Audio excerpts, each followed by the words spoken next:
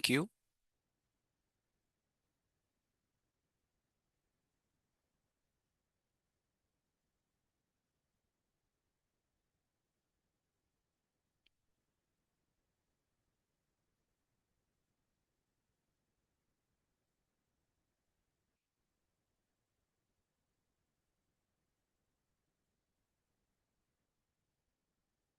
Once again, very warm welcome to all the esteemed speakers and all the participants. We will begin the session very shortly. Thank you for joining us today.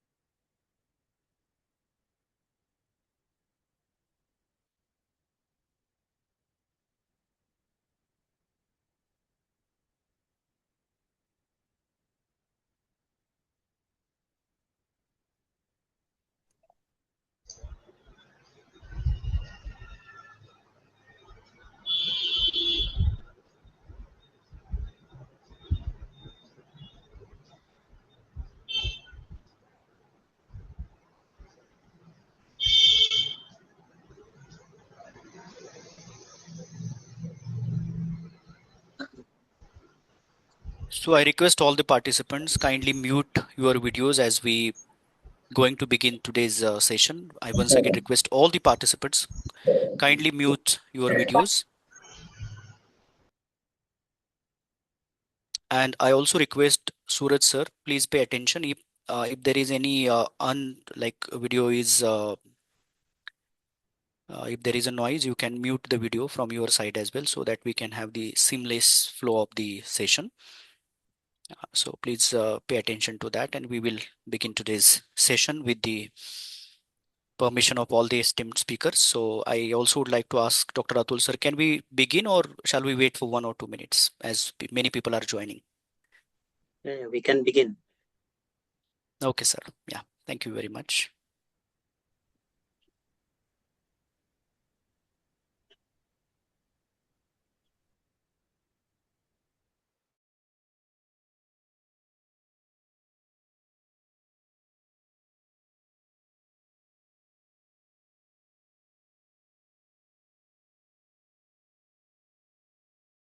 As parts of the country and beyond, on behalf of the English language teachers, uh, it is my privilege to welcome you all to this special online session on abstract writing.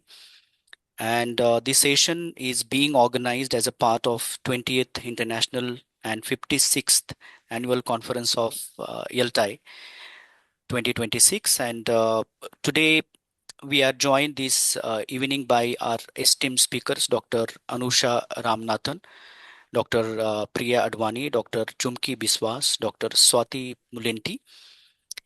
Along with, we also have our director of School of Holistic Development and convener of this conference, Dr. Atul Patil, president of ELTAI, Dr. Elango. We also have with us Dr. Javier Pradeep Singh, National Secretary of ELTAI, Dr. Professor Rahul Kale, National Joint Secretary, and all other office bearers who have joined us today. Uh, I am Dr. Ashok, Assistant Professor at School of Holistic Development at MIT ADT University, and I have the pleasure of moderating this session along with my colleague, Professor Dhaval Sharma, uh, and he will be also moderating the sessions with me. So once again, very warm welcome, and I express my greetings and thank you very much for joining with us today. Before we proceed further, let us begin with a short video from ELTAI. So I request the technical team to play the video to begin the session.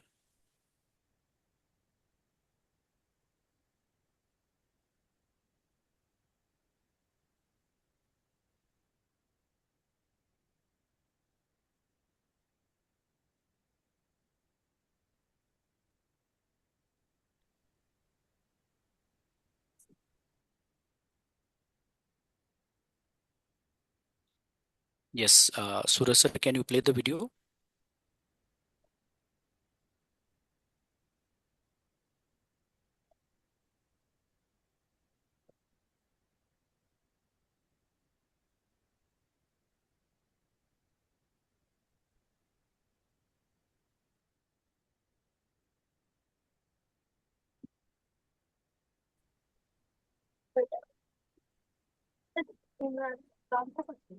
Language unites us beyond borders. For over 5 decades, one organization has been at the heart of this connection: ELTAI, the English Language Teachers Association of India, the country's oldest and largest network of English language and literature teachers at all levels. Founded in 1969 by Padma Shri S. Natarajan and formally registered in 1974, ELTAI has grown from a small teachers' circle into a nationwide movement of educators, researchers, learners and institutions, all dedicated to excellence in English education. Today, our network spans 81 chapters, with more than 5,500 individual members and 500 institutions, united by one shared dream: to make India a global hub for English language teaching and learning. ELTAI's voice resonates across borders. Associated with ITFL in the United Kingdom and TESOL in the United States, and partnered with teacher associations across Asia, Europe, and North America, including MELTA, BELTA, NELTA, JALT, and PALT. ELTAI continues to strengthen international collaboration and promote the global exchange of ideas. Our vision is simple yet powerful: every English teacher empowered, every learner globally confident and competent. Our mission is to provide a forum where teachers share ideas, learn from one another, and find creative solutions to classroom challenges. Through webinars, conferences, seminars, and capacity building programs, ELTAI connects the brightest minds in English language education, from local classrooms to global platforms. Our initiatives like India Reads rekindles the joy of reading through book clubs, author sessions, and creative classroom activities, inspiring curiosity and imagination across the country. ELTAI's journals, JELT, JTREL, the Journal of Technology for ELT, and ELT Practitioner, promote classroom-based research and innovative pedagogy, linking theory with practice and enriching the professional community. Becoming an ELTAI member means joining a network committed to excellence, collaboration, and growth. Members enjoy access to journals, exclusive webinars, discounted conferences, and opportunities to collaborate with experts from India and abroad. From young teachers beginning their journey to seasoned professionals shaping policy, every member adds strength to this vibrant community. Join ELTAI and be part of a movement that celebrates teachers, encourages innovation, and uplifts education. Connect, collaborate, contribute. Together, we are shaping the future of English language and literature education in India. One classroom, one teacher, one learner at a time. For over 50 decades, ELTAI has stood by one enduring belief: empowered teachers create empowered learners. Visit eltai.in, write to indiaeltai@gmail.com, and follow us on our social media channels to stay connected.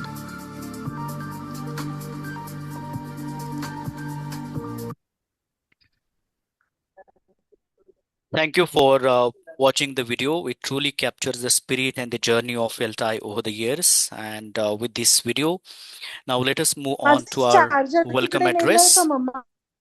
So it gives me great pleasure to now invite Dr. Atul Patil, convener of 20th International Conference, to deliver the welcome address. Dr. Atul Patil, sir, over to you. Thank you. Before that, could we request Professor Rushali? I think she's unmuted herself. So I request everyone to please.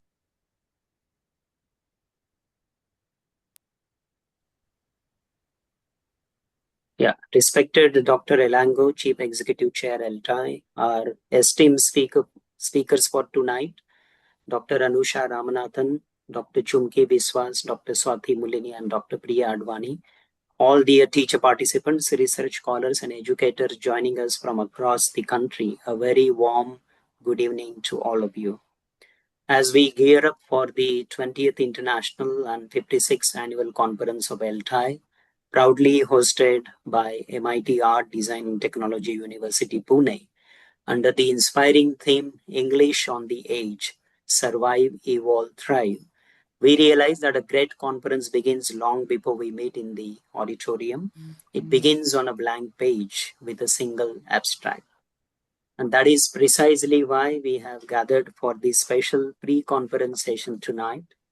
We have received a very overwhelming response to our conference, and we have received a total of 495 abstracts till date.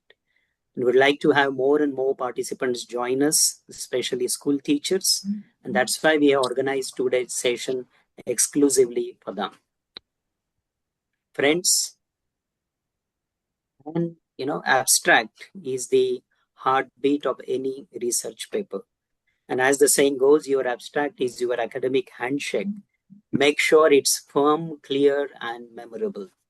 Yet, writing a concise, powerful summary of months or even sometimes years of hard work is often trickier than writing the paper itself. And when we as organizers or reviewers go through various abstracts, we typically see a few recurring patterns and some missteps. For example, vague overview or overloading, because treating the abstract like a loose table of contents or cramming excessive jargon into a tight 150 or 200 word limit that we have. Or sometimes, nowadays, especially in today's AI driven world, it is very common for people to simply prompt AI to write an abstract from scratch. While technology, no doubt, is a powerful, we must remember that technology is a brilliant co-pilot, but the researcher must always remain the pilot. When AI writes the entire piece, we lose our authentic voice, sometimes contextual classroom realities and genuine academic rigor. Another typical problem is, when we go through the submissions, we usually look for clarity of purpose. Sometimes methodological soundness also is missing, and genuine contribution to the field, whether it is English language teaching or literature or any other field for that matter, is very important. And as the saying goes, a bad abstract is like a locked door to a brilliant room, but a good one is like an open window that invites many. So blindly relying on AI will not help. That is why this session is designed to breach these gaps and help you understand the art of writing effective abstracts. And tonight we have brought together an extraordinary panel of experts spanning practice-based frameworks, action research, anecdotal writing, review papers, and foundational basics to demystify this process only for you as teachers. Remember, great teaching happens in the classroom and great research happens when we pause to share it with the world. So take full advantage of our experts' insight today. Learn how to harness digital tools ethically as your assistants. Ask your questions during the Q&A and let us turn your authentic classroom practices and research ideas into compelling abstracts for ELTAI and MIT EDTU 2026. Thank you once again for your overwhelming response for this online session. I wish you all a highly engaging and a fruitful session. Thank you very much for your patient listening. Over to you, Dr. Ashok. Thank you, sir, for that warm and inspiring welcome and for setting the tone for the session to follow. Thank you very much, sir. Thank you so much. And now I would like to hand over the session to Professor Dhaval. Over to you, sir. Thank you. Yes, thank you very much, sir. We now move into the heart of today's session, our expert talks. It is my privilege to introduce our first speaker for the evening. It is my pleasure to introduce Dr. Anusha Ramanathan, Assistant Professor at the Center of Excellence in Teacher Education, Tata Institute of Social Sciences, Mumbai. She brings extensive experience in English language teaching, language education, assessment, critical humanities, educational technology, and teacher professional development. She coordinates the MA in Education and Technology program and contributes to several initiatives in blended learning, MOOCs, and teacher education. She has also been associated with the Connected Learning Initiative and UNESCO's State of Education Report, India. She is the India representative of Asian Association for Language Assessment and editor-in-chief of Journal of Technology for ELT. Her expertise, experience will certainly enrich today's session. Now over to you, ma'am. The floor is yours. Yes, we welcome Professor Dr. Anusha Ramanathan. Thank you. Thank you so much. I will just start sharing the screen, and I want to first start with what Dr. Ratul said, which is how and the use of generative AI that comes into these effects. I want to say that I used AI to format and basically I use ChatGPT, and I want to point out that this is one of the ways that Am I audible? Sorry, I think there's some other noise. Is there am I audible? Yes, ma'am, Yes, you're ma'am, you are audible. audible. We'll meet the Yeah, other all right. audios. Yes, yes. Yeah, no worries. So Yes, ma'am. I used ChatGPT to format the AI and give pictures. And I think this is one of the best practices. And I wanted to do this during the session to say that this is one of the practices that we must use to declare the use of AI. Even if you should be using AI, you should write in what is it that you have used the AI for. So to give it a version, did you use it to version it? Did you use it to format it? Did you use it to edit it? And so what you really need to do is look through those. But let me quickly go into another slide that you may have seen. This is a very popular element. I think my video for some reason is not loading, so I'll just switch that off. But one of the things that you may have already seen is, what we had presented to you while we were stating that there were 6 more days to go for 15th August deadline, is that if you have a small story to tell of research, tell us the context, tell us what you want to research, tell us what you did and with whom you were doing it. What did you discover, observe, or learn? And what does it matter and why does it matter to the English language education? So if we are able to think about these elements and just answer those questions, I think it becomes easier for us to format our ideas, to organize them and write an abstract. What I'm going to start with focusing is the practice-based abstract. I feel that all teachers, every one of us, but also students, every single one of us has an effect and a learning that comes in where we are trying all the time. Yeah, sorry, I do have now the video, but we all know of things that we can do with what we have experienced and what we practice. You could be a student who is practicing how to learn language. You could be a teacher trying to teach someone how to learn language. You could be a teacher educator trying to figure out how to improve language education.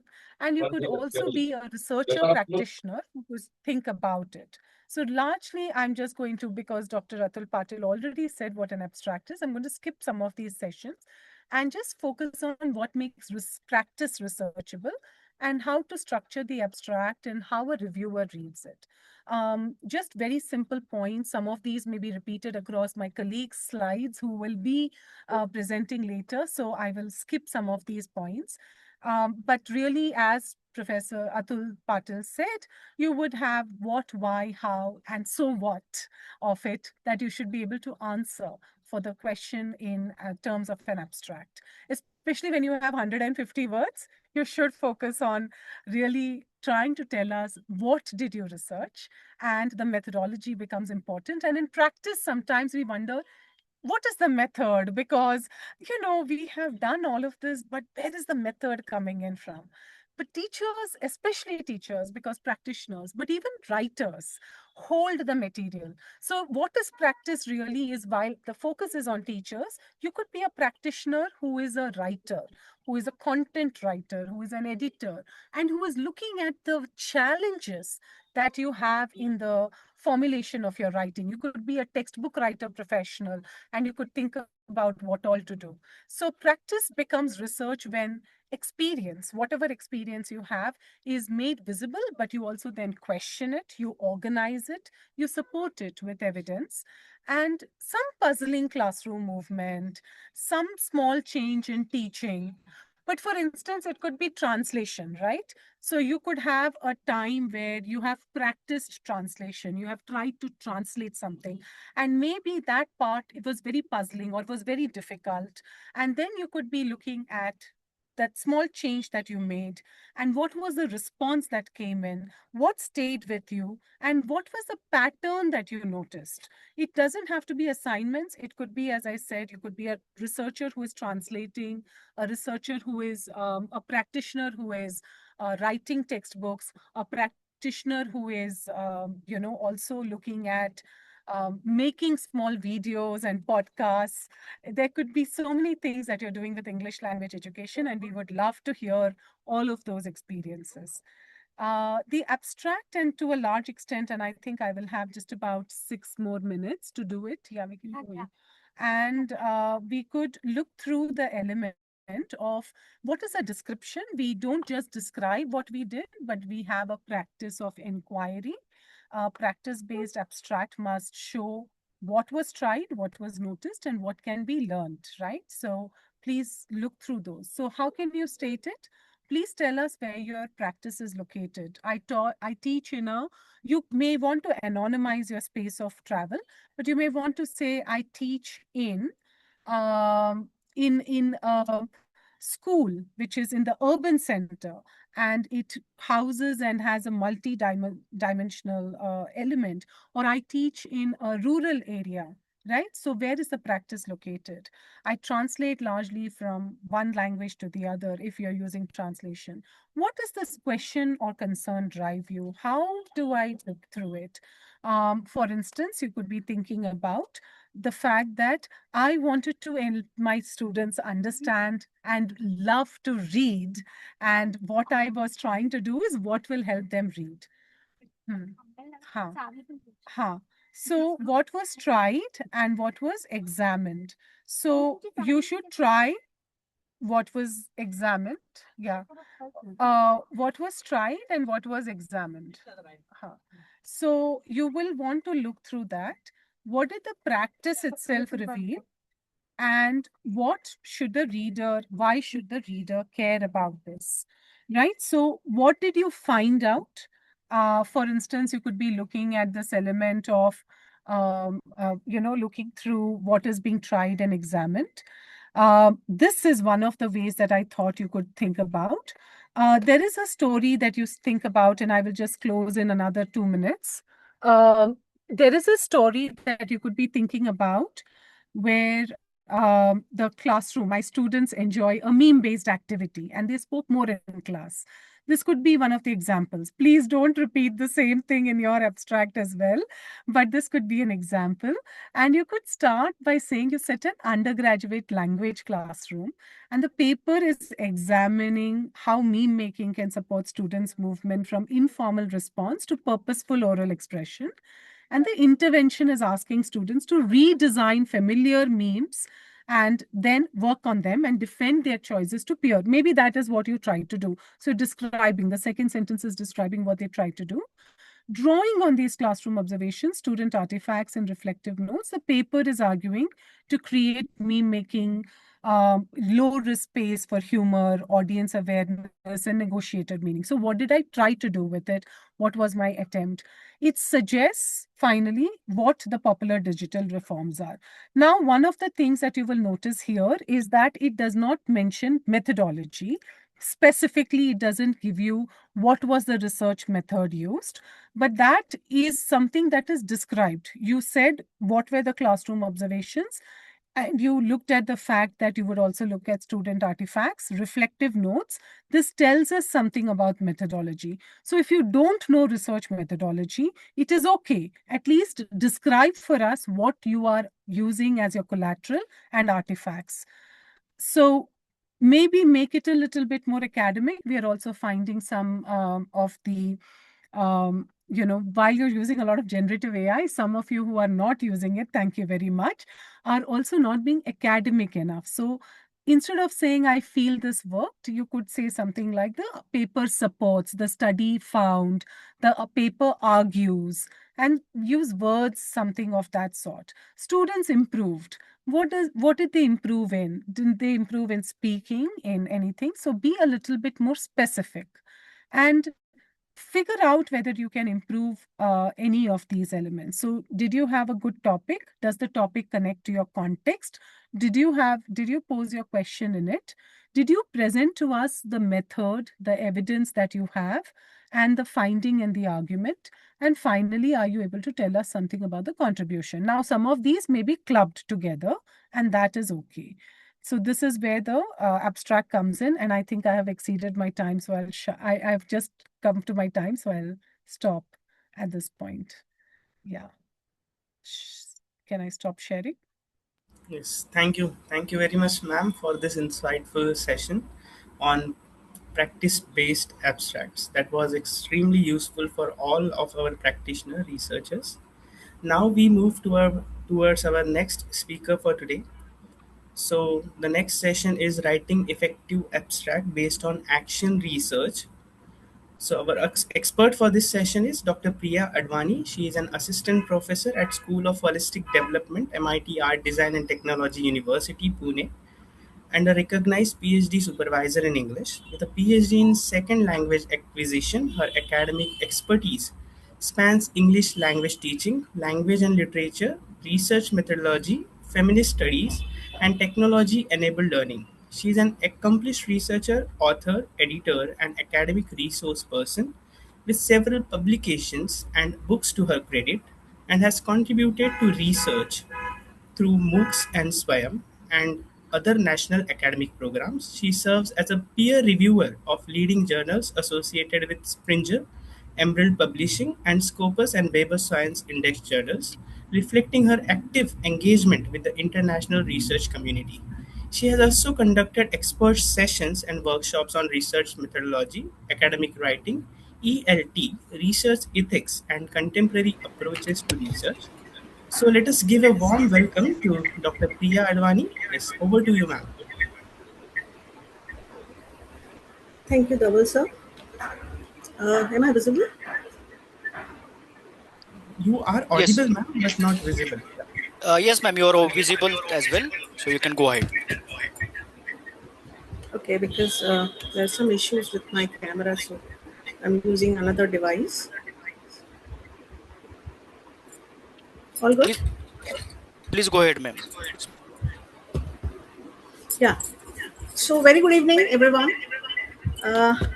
We are on a mission to write an abstract for the ELTAI International Conference 2026. Here we go. I want to start my session with a simple question. How many of you have tried something new in your classroom this year? Maybe different ways of teaching grammar, maybe a project where students work in groups instead of individuality, or maybe you notice that one student who usually stays quiet suddenly participating when you have changed your approach. So this is action research. And that's exactly what ELTAI International Conference wants to hear about.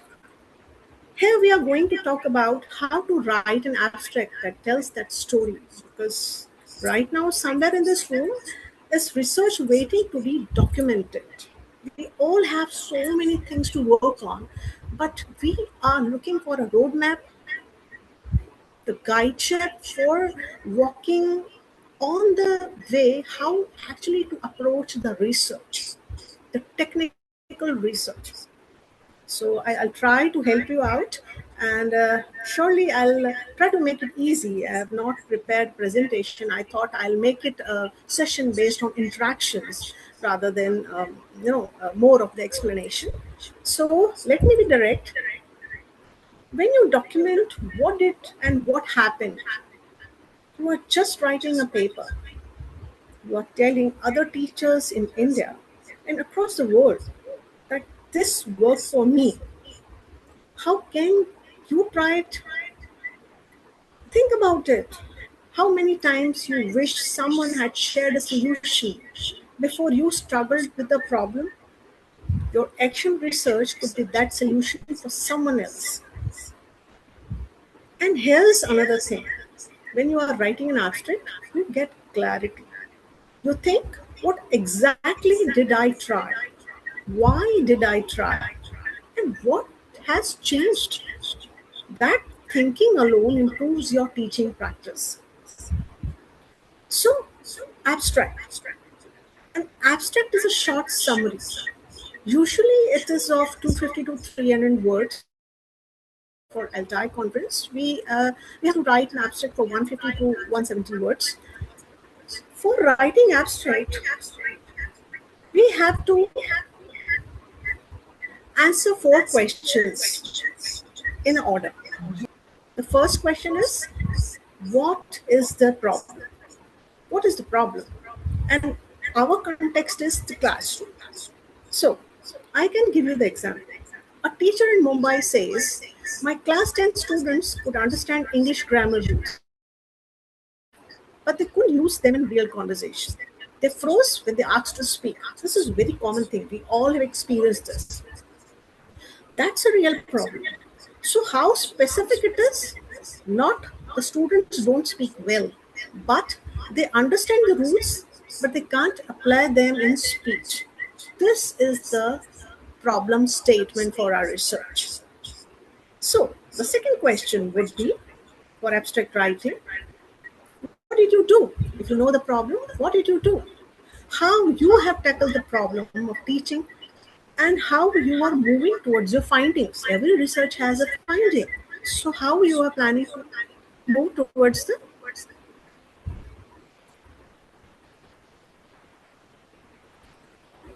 I'm sorry, I think my voice is echoing at some. Give me a moment. If you could please continue only from one device. I'll do that, sir.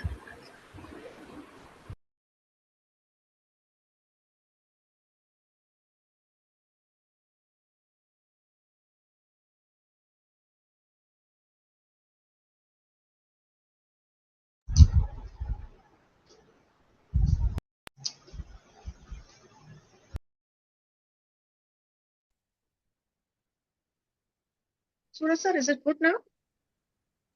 Yeah, please continue. Yes. Am I audible? Yes, ma'am, you are audible. Okay. So the same teacher has introduced peer conversations using WhatsApp voice notes. Very comfortable for students. Students recorded themselves speaking for 2 minutes every evening. This is the task given to them by the teacher. They listened to classmates' recording. Then they corrected each other. Quite common practice among students. That is the action research. That's what you have tried. You are trying to move towards your findings, and no, starting this thing with leaving a voice notes on WhatsApp is moving towards the findings. The third question would be, what can be the process, the methodology, how we approach, how we solve the problem statement, what methods we are going to use it. So after 3 months, participation in class discussions increased by some 50% or 30%. It can be seen that students' confidence scores went up. Very, very obvious that when they are communicating, interacting with each other on a very daily basis, you will see a change. More importantly, students started initiating conversations outside the class. Now, What is the concrete result when you have seen your students are having a different way of talking to each other? And earlier, when they were hesitant to speak, what are the concrete results? Not the vague improvements, not the black and white, but measurable change. You will see a measurable change. You will not see drastic changes, but you will see the measurable change. Measurable change means a student who was not so weak, but now he is quite fluent. A student who was not able to speak anything, now he has started speaking. So there's a measurable change. This is the methodology. The fourth question is, what does that mean? What I am going to suggest through this research, through this action research, if I'm using WhatsApp voice notes, if I'm analyzing my students on a measurable scale, what I'm going to suggest to others. So another example for that is, this shows that peer feedback through informal channels can reduce speaking anxiety and build communication confidence in large classes. So that's the lesson. What does your action research teach other teachers? The same. Now, this was the process of writing abstract, but how you are going to structure your abstract? Now, the opening of the abstract should be, what's the situation? Who are your students? What's the challenge? Simple. You have started writing abstract. The first sentence you have to write. What you will write? What's the situation? What's the problem? If I'm discussing here the communication skills of the students, you may have different problems. You may have a problem of students not able to get control in your subject because you find them least interested in your subject, maybe a maths class, something like that. So the opening line would be, what's the situation? Who are your respondents? And what's the challenge? Again, if I want to quote an example, Class 9 students in government school in rural Karnataka struggle with essay writing. So common. This could list ideas but could organize them. Now, what we can do? Timed exams created panic. Very common thing. Timed exams always create panic among students. So what is the action? What did you introduce? How did you do it over that time period? Like they have very short time for this essay writing. So you can introduce a graphic organizing template. Brainstorming became structured. Understand? You'll give them a template and they get a structure and they start brainstorming. Each student filled it with before writing. The process took 2 weeks to embed. Yeah, every new thing takes time. So this process may take 2 weeks to embed. What can be the result? The grades. How about the confidence, participation? I'm more into such things because I have to write about my research, my this problem statement in context of the confidence, the participation, the behavior, and the attendance of students.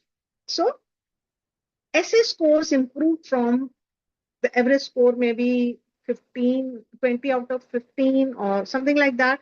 But more importantly, students voluntarily use the template in their subjects. Anxiety during exam visibly decreased. Now, what is the takeaway with this practice, with this process, with this idea? Why does this matter for other teachers? Why does this suggest about teaching? Why would you suggest your experience to other teachers? Why would you? So, for this, I would say visual scaffolding strategies can democratize academic writing. They work across context, even with limited resources. This can adopted to write the abstract with a technical approach. Now, I will give you quick examples that might sound like a classroom examples. First, the mixed ability class. So a teacher has class 8 with a range from near fluent to complete beginners in their communication. She started pairing students strategically. Stronger students became peer teachers. students got one-on-one support. So what would be the abstract focus here? What would be the abstract focus here? How did peer teaching affect confidence and learning outcomes? When I'm pairing students, what would be the abstract focus? How did peer teaching affect confidence and learning outcomes? Did weak students improve? Did strong students deepen their understanding by teaching? This can be my abstract focus for this problem statement. The problem statement is mixed ability class. Okay. Second example, the vocabulary problem. A teacher noticed that memorizing vocabulary for test, but the students forget it by next month. She started asking students to use new words in their daily writing. A simple journal, 2 sentences a day, very usual practice given by teachers for students. So if this is a problem, vocabulary is a problem, and teacher wants to give students maintaining a journal, what can be the abstract focus? Does regular contextual use of vocabulary improve retention? Improve retention? They keep things in their memory. They keep like they are learning 5 words in a day, and how many words they can read, they can keep in their memory for long. So out of 5, they may have 2 words in their memory for long. Did writing frequency affects matter more than rote learning? Yes, this is a very, very common thing to understand. Did writing frequency matters more than rote learning? Yes. Now, the third example is the mobile classroom. I usually follow this. A teacher in a school with one shared classroom started using student phones to teach pronunciation apps, YouTube videos with subtitles, peer-reviewed audio recordings, maybe, and anything can. So what can be the abstract focus? Can limited resources become teaching tools? What is the impact of technology integration in under-resource settings? Under-resource settings where we don't have labs and other things. So we can use mobile phones for teaching them. This can be abstract focus. So these were a few of the examples. The problem statement of creating a problem statement. I think I'm taking extra time. I'll conclude. So here's what I'm asking you to do. This week, think about one thing that worked in your class this year. Just one thing. Answer these 4 questions on paper. What was I trying to solve? How did I actually do? What changed because of the practice, the new practice? What did I learn from other teachers? I should incorporate that thing in the research also. So here I'm done. I'm happy to help the researchers who are willing to write the abstracts. You can mail me, and I love to help you to assist you for writing your abstracts. Good luck. Your students taught you something. Yes, the research statement. Mind it. The research statement you have got from your students. Your action research teaches the profession. That's how we grow as educators. Thank you so much. Yes, thank you. Thank you very much, ma'am, for this insightful session based on action research. And now we move towards our next session, which is on anecdotal abstract writing, which is by Dr. Chumki Biswas. So our next speaker is Dr. Chumki Biswas, Associate Professor at TSEC, a leading engineering college in Mumbai. She holds a doctorate in applied linguistics from the University of Mumbai and brings 22 years of teaching experience. For the past 12 years, she has spearheaded the professional communication and ethics syllabus for engineering students at Mumbai University, a subject matter expert with Oxford University Press for 17 years. She has conducted over 500 workshops and serves as a Cambridge certified examiner and English rater for the Ministry of Civil Aviation. She has also worked internationally as an SME with Prometric USA, Sprott School of Business, Canada, and Oxford University Press, UK. Let us welcome Dr. Chumki Biswas. The floor is yours, ma'am. Thank you very much, sir. Warm welcome to everybody who is here on the platform today. I will not talk for long with my video on because I want to jump into my presentation. So the first thing I'll do is I'll switch off my video feed and just let me know verbally if you can see my screen once I share it.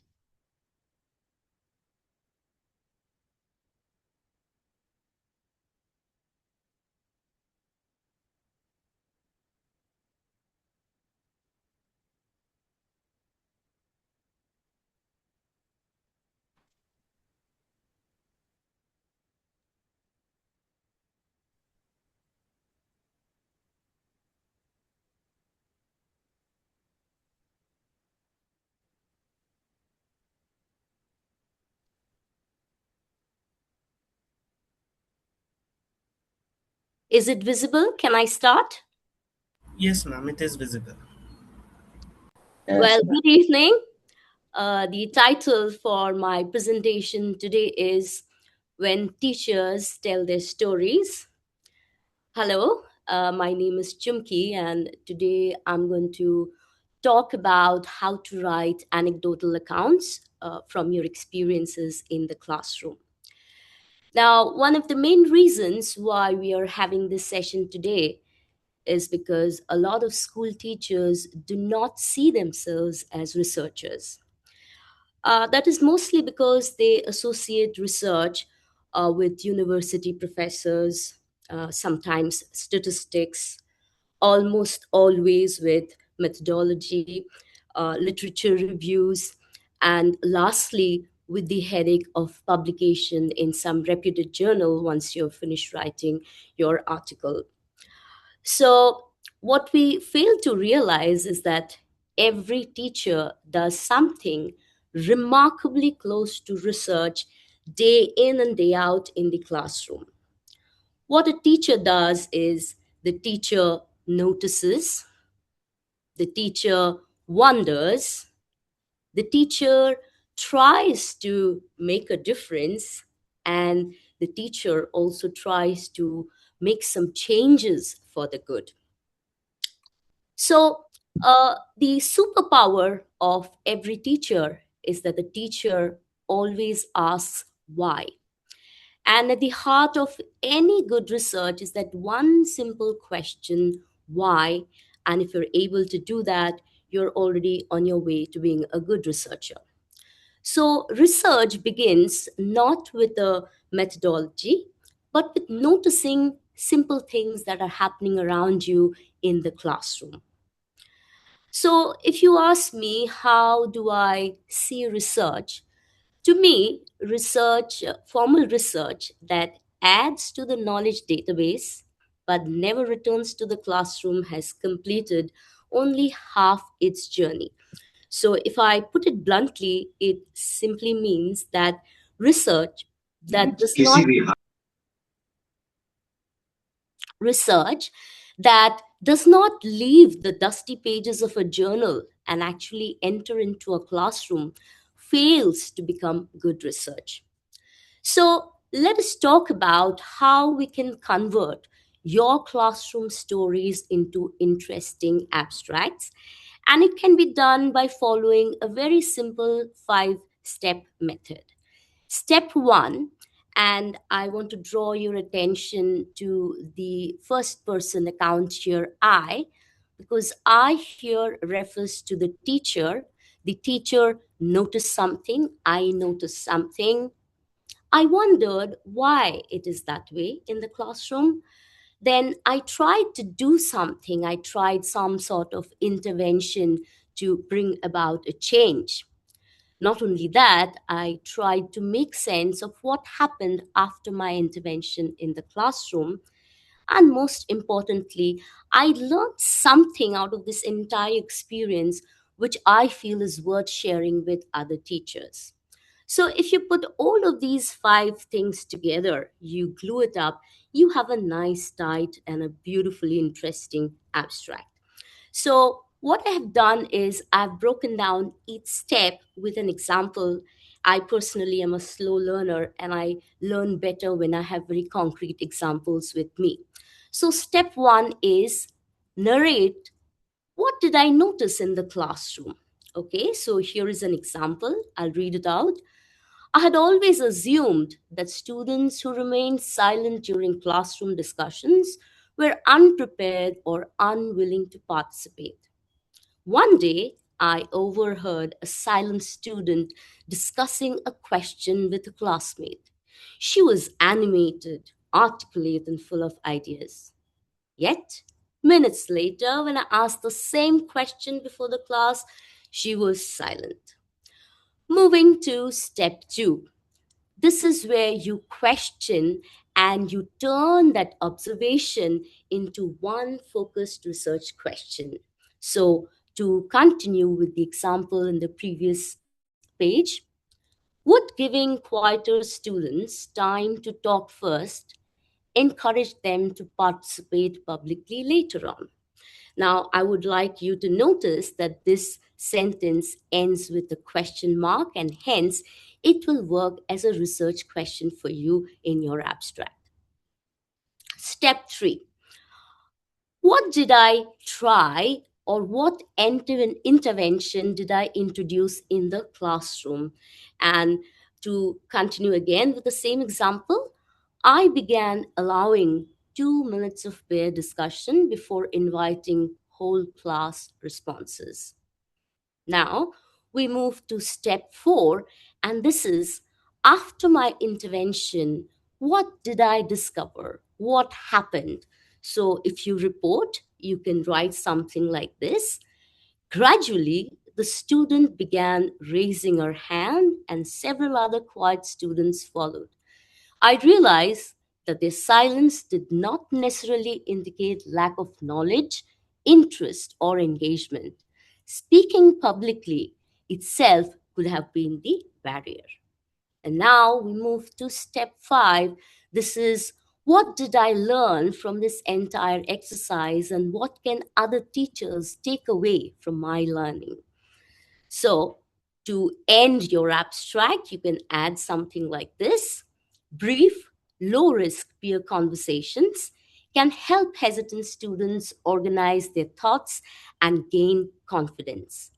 Therefore, teachers should look beyond visible participation when judging what students know and understand. Now, in this slide, what I've done is I have put all of these sentences together, and I would like to draw your attention that I have some words highlighted in yellow and underlined here.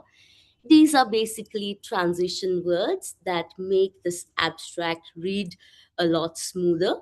And you will notice that it is exactly 150 words. Now it is ready for presentation. So, to summarize what I said all this while, just give me a while.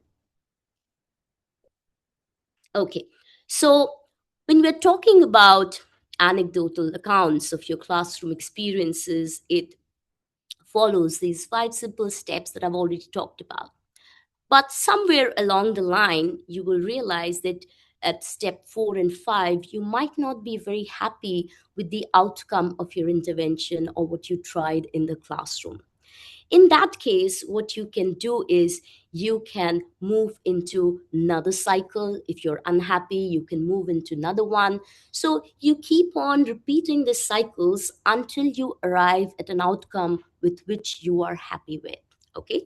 And you will also notice that each progressive circle is smaller than the previous one, which means that you're moving closer to your target or to the envisioned outcome that you had. Now, what generally starts out as an anecdotal thing, it remains as an anecdotal account if in the first try itself you are successful, then you do not go to further cycles. But if you continue moving into further cycles, your anecdotal research actually can become a larger action research. And this is exactly what Priya ma'am was talking about before me. So this is all I have from my side. Thank you very much. And I'm really looking forward to meeting all of you in Pune in October this year. Thank you very much, ma'am, for this insightful session on anecdotal abstract writing. And now I welcome for the next session, we have Dr. Swati Mulinti. Dr. Swati Mulinti, Assistant Professor at ICFAI Tech deemed to be University Hyderabad. She has an academic expertise in language skills, professional communication, and life skills. She holds a PhD, MPhil, and PGDTE from English and Foreign Language University, Hyderabad. Her research interests include differential pedagogy, writing skills, and language pedagogy. Her research contribution explores important areas such as curriculum design for 21st century hybrid classrooms, learning styles and writing instructions, differentiated instruction in ESL classrooms, and writing as a cognitive process. Her work reflects as a strong interest in understanding learners and developing effective approaches to language and writing pedagogy. We are pleased to have her share her academic insights with us today. Over to you, ma'am. Thank you, Professor Davel, for that introduction. Thank you so much. And I also would like to, appreciate all the participants for being here at this hour. That only goes to show how genuinely enthusiastic and interested you are in this session. And I'd like to take a minute to also thank the ELTAI community for doing such a wonderful job. So I was informed that all our participants are participating teachers and also who are interested in writing research. So I'll try and then talk about things which the other amazing presenters have not touched so much upon. So coming back to writing an abstract for a review research, what happens is all the other studies or all the other research talks about what the study is about, and then what they have found out, what they have figured out, the experiment, and etc. When it comes to a review research, it basically is picking out the existing research in the field, like from particular year to particular year or based on a certain theme. So you basically are trying to be a detective, to simply put it. Like you have lots of information in front of you which has already been handed over, and then you're looking at this discrete pieces of information in terms of reports and research papers. Now when you re-look at this amount or huge amounts of information in terms of research, you will try to investigate it, look at it, and try to figure out some patterns, something that emerges from the existing information. Exactly how investigations work. Lots of clues are there, and you're trying to find out some new perspective. So this is all about review research, how it works and all that. So when you try and then talk about something that already exists, but trying to get a new perspective on that research, then there are certain things that we'll have to be careful about. So basically, I'll give me a second. I'm going to share a screen. So Prisma is one such. This has newly. Is my screen visible? Like I can. Yes, ma'am, it is visible. Yeah, thank you for that. So Prisma is, come out with an abstract checklist specifically for the, review abstract. So it's quite clear. I don't have to, explain those things. But then there are certain things that I would like to make a note of, because, that table itself is self-explanatory and then doesn't require much explanation as such. But when we do write a systematic review abstract, usually I'm talking about it from the perspective of an editor for the journal. First, go to the journal to which you're planning to submit, and then check for the criteria that they want to be included in the abstract. So when you're submitting, it's always better to go from this process rather than sitting and writing and then later changing it, editing it, Instead of that, go to the journal you're planning to, present or, submit your paper to. Check for this checklist or things that they want to be part of your abstract, specifically for the systematic review abstracts. So once you get your hand on that checklist that the journal specifies, then you sit down and then start writing your abstract, obviously after your entire study is done. So, what are the major portions that most of these abstracts should have is basically you are going to give the significance, like why are you looking at this particular area of research which has been done and then lot of things have been experimented. So, what are you trying to give us? What are you trying to show us in these existing research papers? So that is the main part which the readers and also the journal editors would try to figure out from your abstract. So make sure that that is very clear.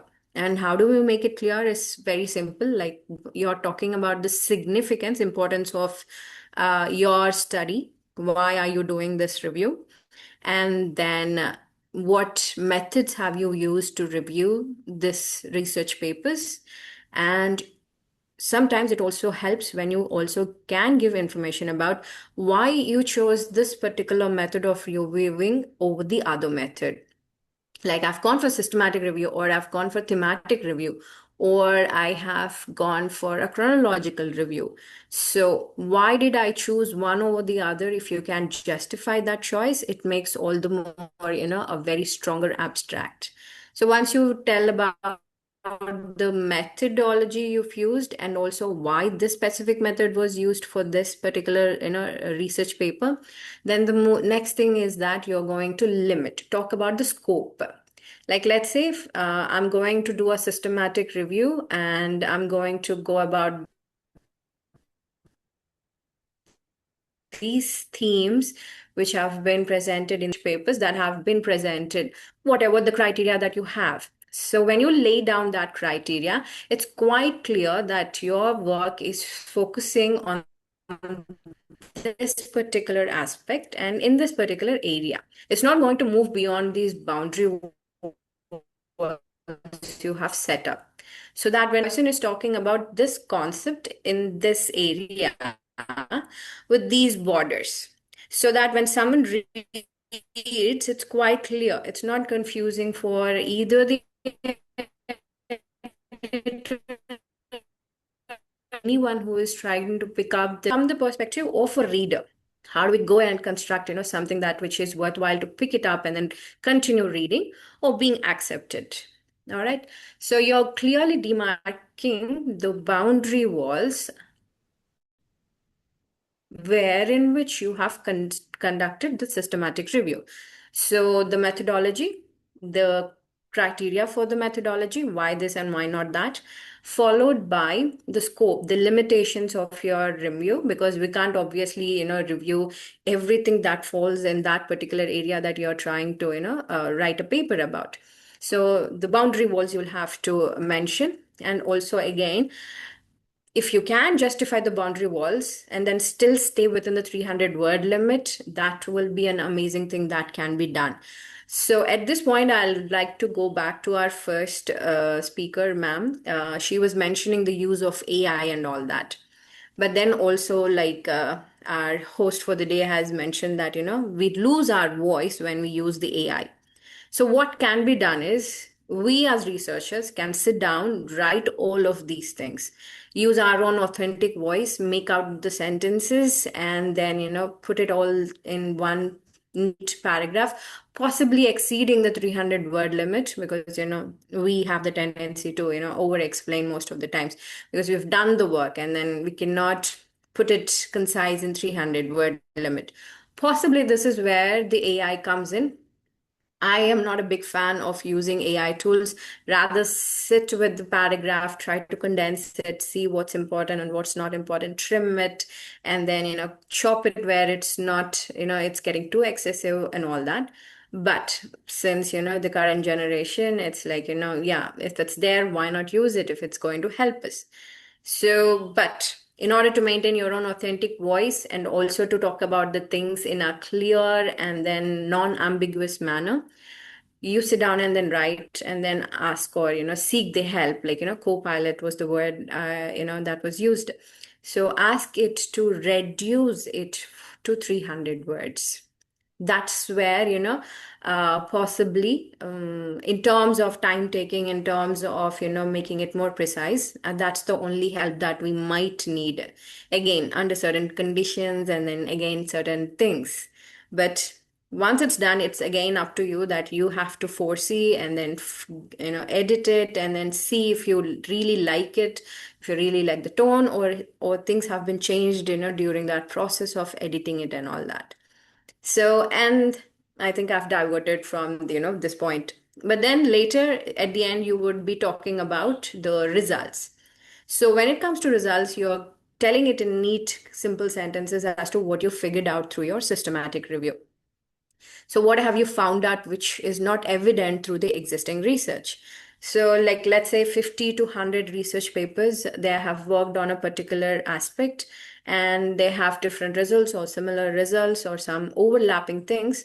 So, it's our duty as a systematic review writer that we figure out these patterns and then we figure out these themes and then make it more visible, like putting them all together like a jigsaw puzzle and then making them see, here's a very beautiful picture when you put it all together from this angle and then with this light. So that's what you'll have to explain to a reader and also to editors of journals. This is what they'll be looking for in this review abstracts. So this Prisma has been there for quite some time, and then in 2020 they've revised their checklist for abstracts, and these are the basic things that the abstract should have when you're submitting the paper along with. So I think it's covering all the items, and this also has Prisma also come out with 24 checklist items for an entire review research paper, not just an abstract. So if you are interested, you can look into it. And yeah, so I think I'd like to end with this. I don't want to go on and then expand and then discuss more about it, but keeping it very simple. It's basically like you are talking about something that already exists, but then in a new light. That's what is the aim for a systematic review abstracts. Yeah. And yeah, I'd like to end my session with this. Thank you so much. Thank you very much, ma'am, for this insightful and wonderful session on abstract writing. Do we have Ziran Patil, sir? I guess he has also joined us. Yes, Dhaval, I'm here. Yes, sir. So it is my privilege to introduce Dr. Ziran Patil, sir, for our final expert talk. We now have privilege of welcoming a widely known figure in the field of English language teaching, Professor Dr. Ziran Patil, President of ELTAI Pune chapter and former Professor of English and Head of Department of Training and Development and English and Foreign Language University, Hyderabad. With an illustrious academic career spanning over 47 years, Professor Jadan Patil has made significant contribution to English language education in India and internationally. His expertise encompass ELT, pragmatics, stylistics, multilingual education, teacher development, and material development. He has authored 20 textbooks, 8 resource books, and 90 research articles, and has guided numerous MPhil and PhD scholars. His international academic engagements include Vietnam, Japan, Taiwan, Oman, and several other countries where he has contributed as an expert advisor, visiting professor, keynote speaker, and workshop facilitator. It is a privilege to have such an eminent scholar and respected teacher with us today. Professor Patil, we warmly welcome you. The floor is yours, sir.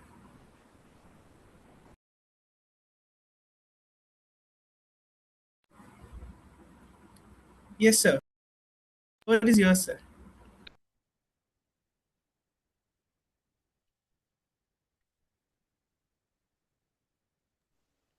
Hello? Sir, we can hear you, sir. Okay. So, hello, friends. I'm Zadan Patil, and I'm indeed very happy to be with you this evening. I'm extremely happy, in fact. And I was delighted to hear some of the sane, wise voices in ELT today. Now, I'm going to do two things today. One, I'm not going to show you on screen, show you myself on screen. So you will not be able to see me on screen because I'm not very presentable. Secondly, I'm not going to take all 8 minutes or 10 minutes. I'm going to take only 4 minutes or 5 minutes at most. Now, in my opinion, Shakespeare was the first person, probably the first person to talk about abstract writing. Now, in one of his plays, there are certain characters, and these characters are on the side of the emperor, and they want to question, they want to interrogate certain other people they doubt, they suspect. So these plebeians use certain words which refer to certain characteristics or certain features of good, effective abstract writing. Now, one of them says, answer directly. So I would like to draw your attention to the words directly, briefly, wisely, truly. So one character says to the other person, other character in the play, answer my question directly. Another person says, answer my question briefly.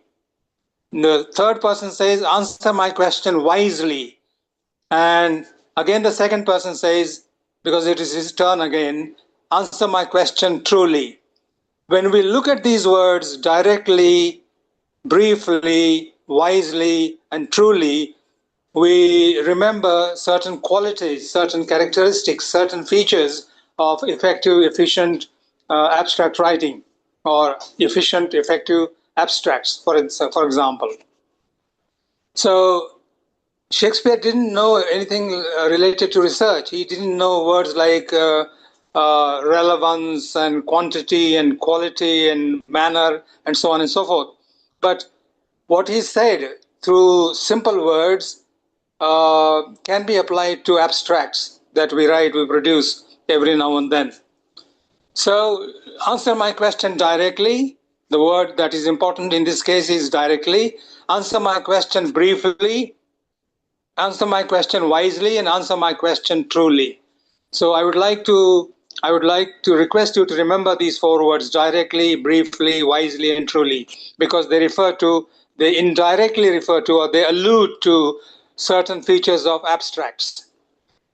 Now, I would like to evaluate a particular abstract, for that matter, using certain features. For example, when we write an abstract, we shouldn't say more than what we are expected to say. We shouldn't say less than what we are expected to say. We should write only that amount of writing that is relevant and that is useful. So let's not write more than what we are expected to write. Let's not write less than what we are expected to write.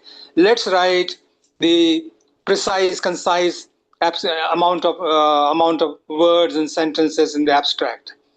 That's number 1. Number 2, let's not write for which we don't have evidence. Now, unfortunately, when I go through certain research proposals, I realize that the same information is given in 2-3 different abstracts, right? For example, let's say somebody works on the transportation of banana in one particular district. So the second person works on a similar topic, almost the same topic, transportation of banana in Jalgaon district. The second person writes his thesis on transportation of banana in Nasik district. So there is a lot of duplication, and there is no evidence that is provided when such people write abstracts and write their proposals or produce their MPhil dissertations or PhD thesis. So let's not write more than what we are expected to write. Let's not write less than what we are expected to write. Let's write exactly what we need to write. And let's not write for which we don't have evidence. We need evidence. Whether we're doing quantitative analysis or qualitative analysis, we need to be truthful. We shouldn't be telling lies, pedagogical lies or research lies, methodological lies, and so on and so forth. The third quality that we expect in an abstract is relevance. Now, when we write an abstract, it's like you're writing a love letter. You're writing a letter to your beloved. So what do you do? How do you write the letter that you want to write for her?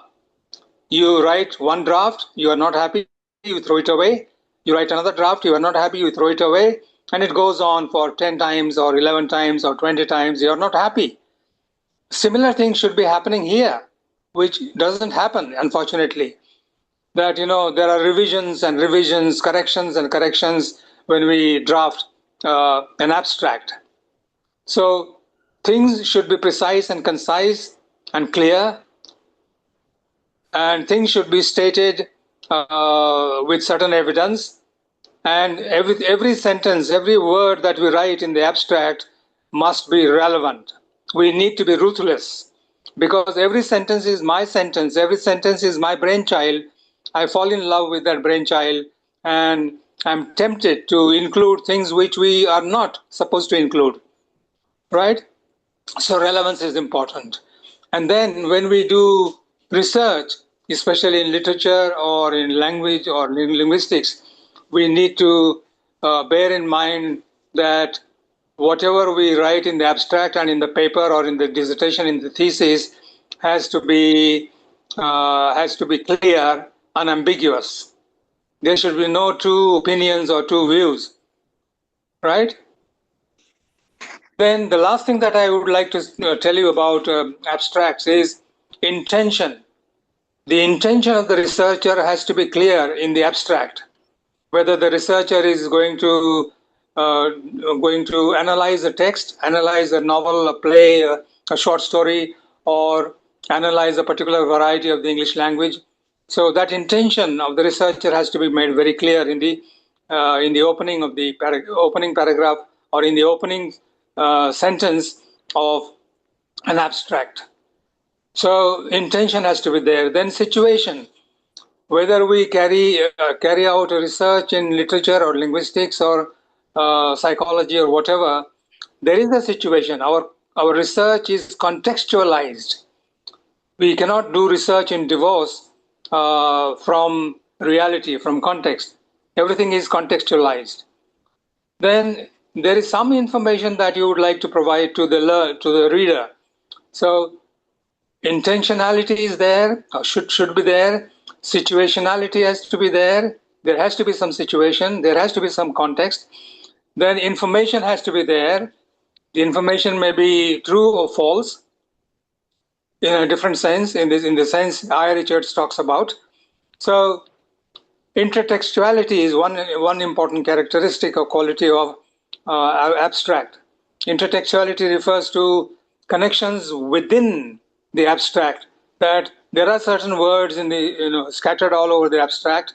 There are certain sentences written in the abstract that are interlinked.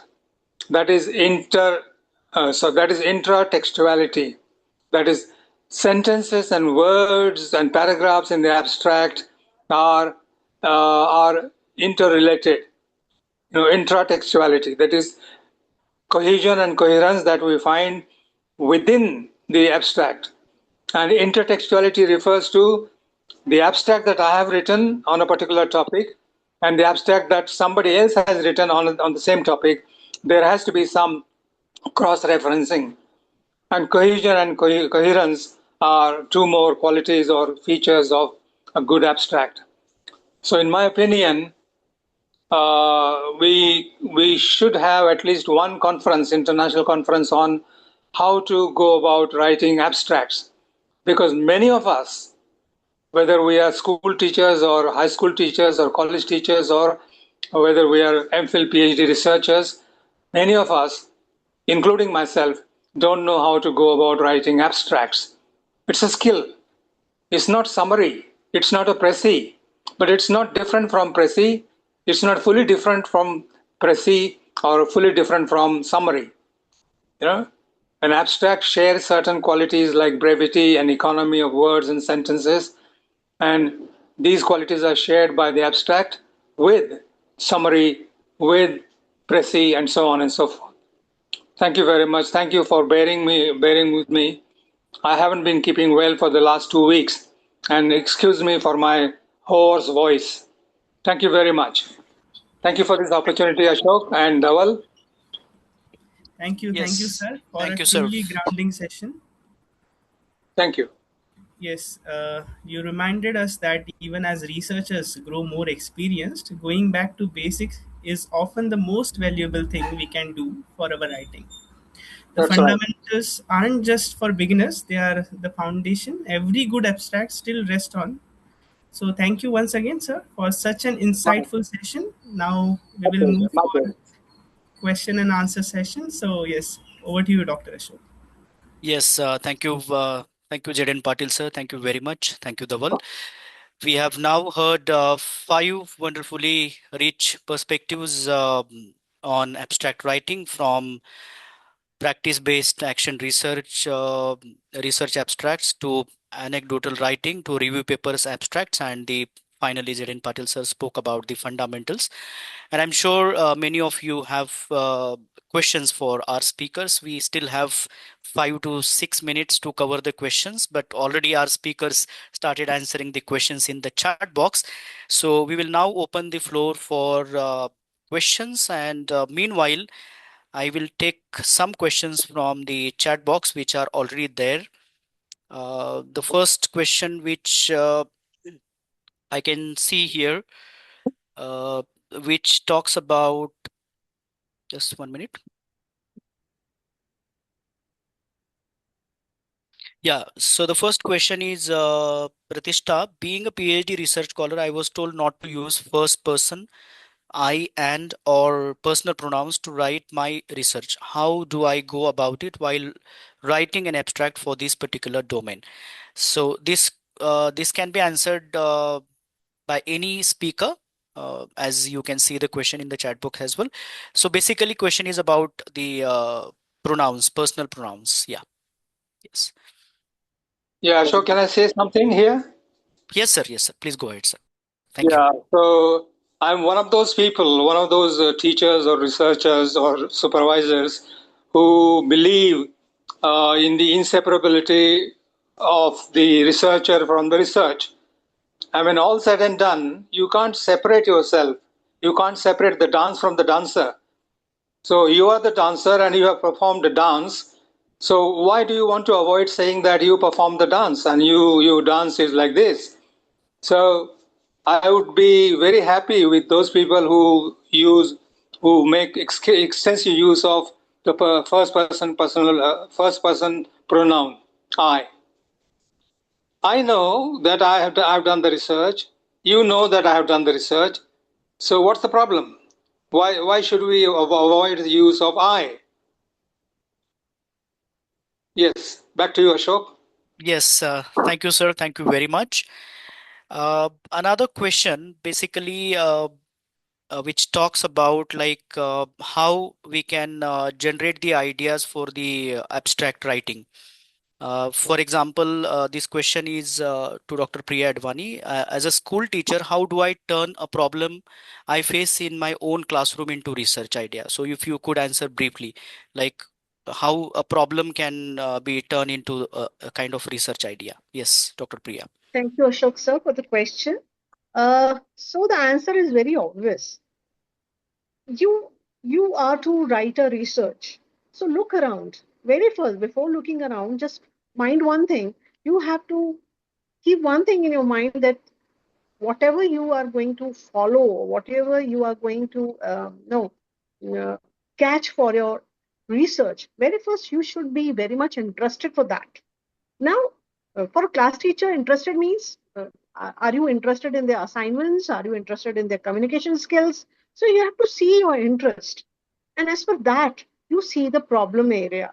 That will help you to generate the research paper, the abstract, the technical research paper for the research work. So precisely I would suggest you, very first follow your interest and then look around and see where is the problem, and based on that problem statement you start working for your research.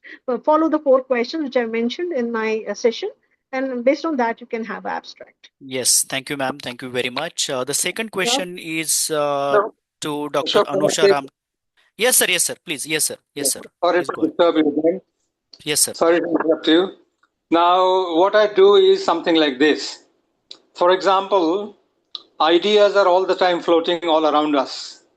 We need to pick them up and we need to systematize them. We need to sequence them and order them in a particular psychological or logical order or chronological order. So there are three main types of order: chronological order, psychological order, and logical order. So when we pick up ideas from around us, from friends, relatives, and some people think that only those people can do research, or only those people can think about research indirectly or directly who are educated. My father never went to school, but he taught me many things related to research without using research methodology, without using terminology that refers to research and research methodology. So when I get an idea, I put it in one of the three boxes. The first box is essential ideas, ideas which I should be writing about in my abstract, in my dissertation, in my thesis, essential ideas. The second category is necessary ideas. I mean, these ideas are useful, but they are not as useful, they are not as fascinating as the ideas that are in the first box. That is essential ideas. Essential ideas, necessary ideas, and disposable ideas. But we need this. We need we need we need disposable ideas as well, because when we dry up in the middle of a talk, we can bank on those ideas which are disposable. There is nothing like disposable ideas. There is nothing like worthless ideas. All ideas are good. Maybe some ideas are better, some ideas are only good, some ideas are excellent. So that's how I go around using research ideas. Thank you. Back to you, Dawal. Ashok. Yes, thank you, sir. Thank you. Thank you for the answer, sir. Very elaborative answer. Thank you very much. Next question, which is from Dr. Aditi, and she is asking, most of my researchers are empirical in researches are empirical in nature, and she's saying like she faces difficulty in data analysis and interpretation using statistical methods.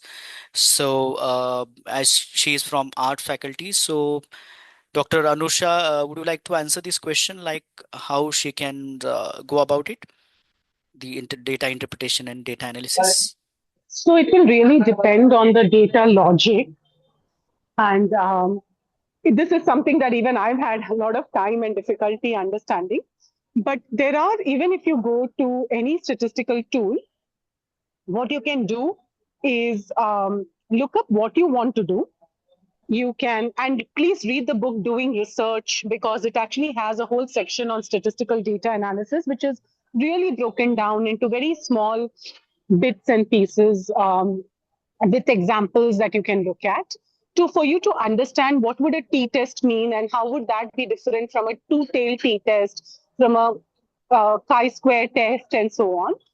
And not all statistical data has to be analyzed using very complex statistical methods. Sometimes you have a lot of empirical research where just a mean and just understanding average scores may be good enough.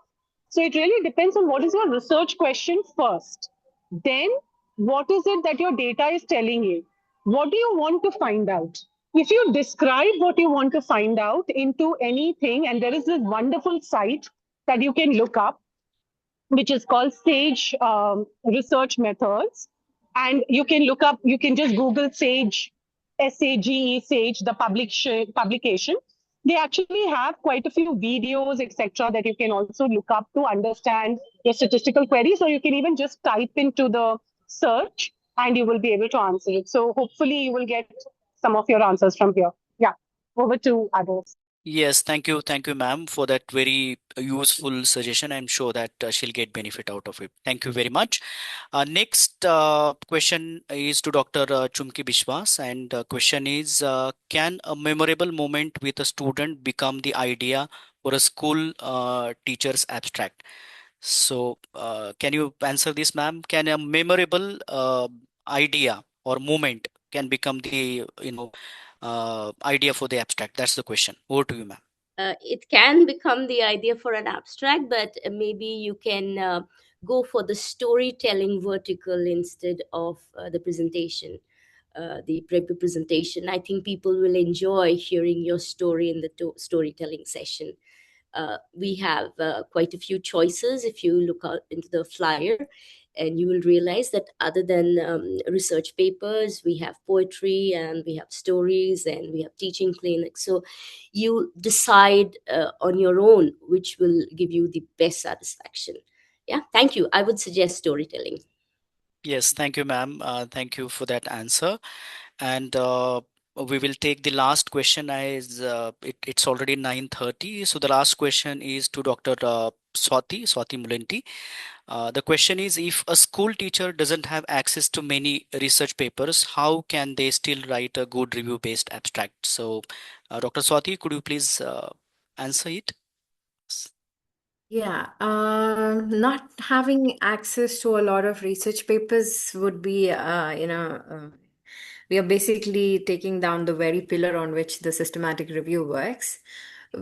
But I would suggest there would be offline resources, possibly the nearest library that you could reach out and then see what is happening. But then again, check how updated that library would be for the resources that you are looking for.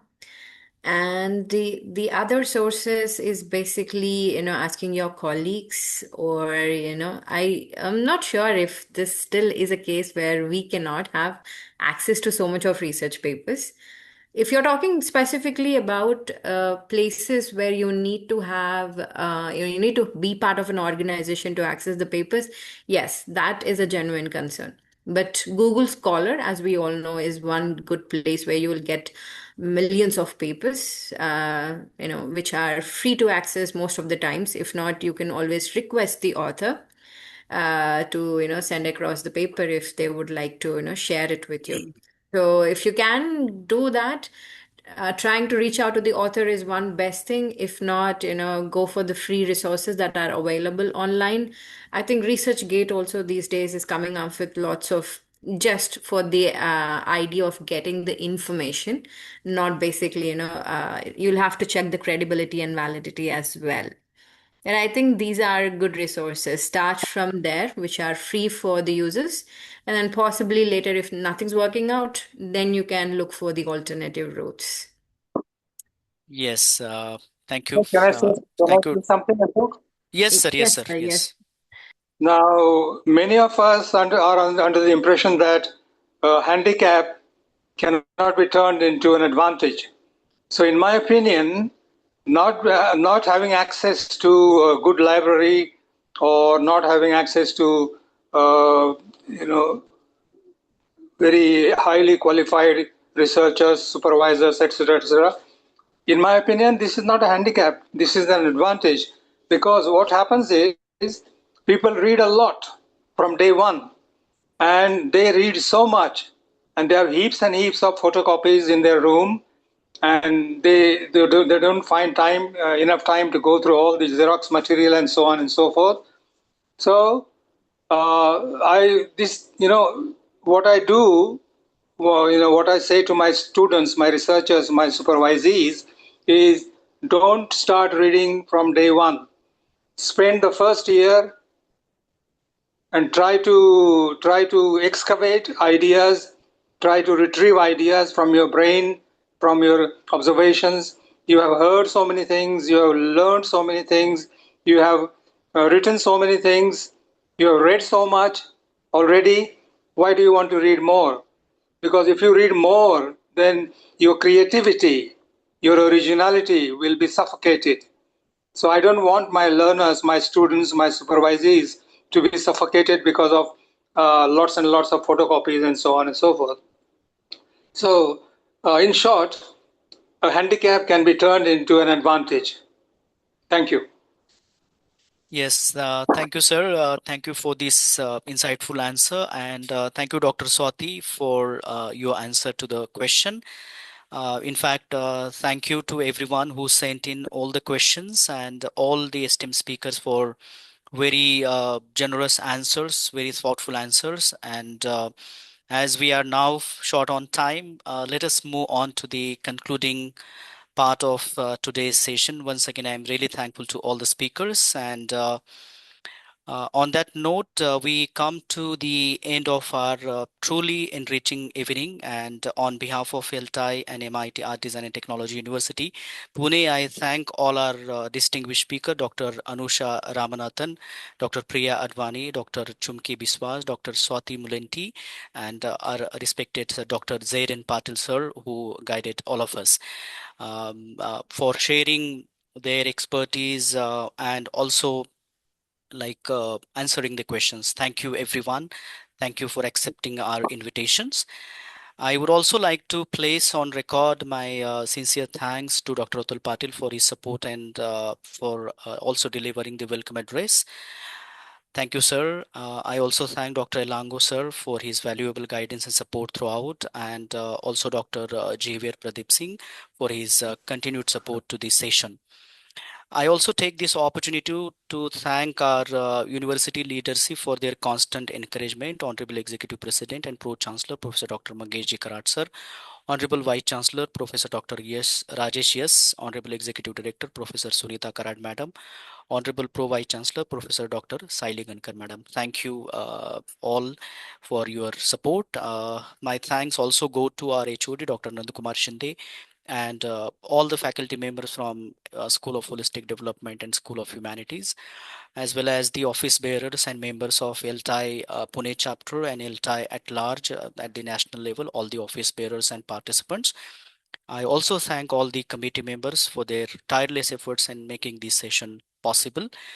And a big thank you to all the participants with whom this session is very successful, and thank you very much for your active participation and also patient listening. Thank you very much. And before we close, a quick note for our participants. Please do fill out the feedback form that will be shared. It has been already shared as your certificate of participation will be issued based on the attendance for this session. So once again, thank you all the participants, all the members from the organizing team, and thank you very much. Wishing you all the very best as you go on to write outstanding abstracts for the upcoming ELTAI 2026 conference. Thank you very much. So with the permission of Dr. Atul Patil, sir, can we conclude the session, or is there anything that you would like to say? Shall we conclude?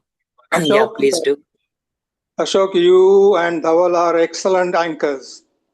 So hearty congratulations. You did a wonderful job. Thank you, sir. Thank you. Thank both of you. Thank you very much. Thank you. Thank you, everyone. Good night and take care, everyone. Thank you very much. Thank you. Thank you.